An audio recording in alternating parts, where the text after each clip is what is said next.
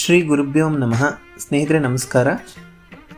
February ತಿಂಗಳ ಮಕರ ರಾಶಿಯ ಮಾಸ ಭವಿಷ್ಯ ಹೇಗಿದೆ ಅನ್ನೋದನ್ನು ಈ ವಿಡಿಯೋದಲ್ಲಿ ನೋಡೋಣ.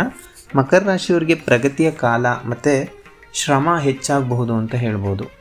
ಸ್ವಲ್ಪ ಓವರ್ ಕಾನ್ಫಿಡೆನ್ಸ್ ಕಡಿಮೆ ಮಾಡ್ಕೊಳ್ಳಿ. ಓವರ್ ಕಾನ್ಫಿಡೆನ್ಸ್ ಬೇಡ. ದುಡ್ಡು ಅನವಶ್ಯಕವಾದಂಥ ಖರ್ಚು ಆಗ್ತದೆ. ಅದನ್ನು ಸ್ವಲ್ಪ ಕಡಿಮೆ ಮಾಡಿ. ಯಾಕಂದರೆ ಧನಸ್ಥಾನದಲ್ಲಿ ಶುಕ್ರ, ರಾಹು ಮತ್ತು ಬುಧ ಇರೋದ್ರಿಂದ ಬುದ್ಧಿ ಸೀಮಿತದಲ್ಲಿರೋದಿಲ್ಲ. ಎಲ್ಲನೂ ಬೇಕು ಅಂತ ಅನ್ನಿಸ್ತಾ ಇರುತ್ತೆ.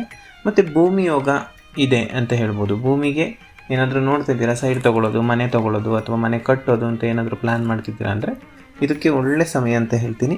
ಹಾಗೂ ನಿಧಾನವಾಗಿ ಖಚಿತ ಲಾಭ ಬರುವಂಥದ್ದು. ಇದ್ರ ಬಗ್ಗೆ ಅನುಮಾನ ಬೇಡ. ಹಣಕಾಸಿನ ವಿಚಾರದಲ್ಲಿ, ಆದಾಯದ ವಿಚಾರದಲ್ಲಿ ಸ್ವಲ್ಪ ಜಾಗರೂಕರಾಗಿ ವರ್ತಿಸೋದು ತುಂಬ ಒಳ್ಳೆಯದು. ಅತಿಯಾದ ಬುದ್ಧಿವಂತಿಕೆ ಬೇಡ, ಅತಿಯಾದ ಮಾತು ಬೇಡ ಯಾವುದೇ ವಿಚಾರದಲ್ಲಿ. ಇದಿಷ್ಟು ಮಕರ ರಾಶಿಯವರ ಫೆಬ್ರವರಿ ತಿಂಗಳ ಮಾಸ ಭವಿಷ್ಯ. ಯಾಕಂದರೆ ಇನ್ನೊಂದು ವಿಚಾರ ಏನು ಹೇಳಬೇಕು ಅಂದರೆ, ಧನಸ್ಥಾನದಲ್ಲಿ ಶುಕ್ರ, ರಾಹು ಕೂತ್ಕೊಳ್ಳೋದು ತುಂಬ ಒಳ್ಳೆಯದು. ಅದ್ರ ಜೊತೆ ಬುಧ ಕೂತ್ಕೊಂಡಾಗ ಸ್ವಲ್ಪ ಎಡವಟ್ಟು ಮಾಡ್ತಿರ್ತಾರೆ. ಅದಕ್ಕೋಸ್ಕರನೇ ಹಣಕಾಸಿನ ವಿಚಾರದಲ್ಲಿ ಹೆಚ್ಚಿನ ಜಾಗರೂಕತೆ ಇರಲಿ ಅಂತ ನಿಮಗೆ ಪದೇ ಪದೇ ಹೇಳ್ತಾ ಇದ್ದೀನಿ.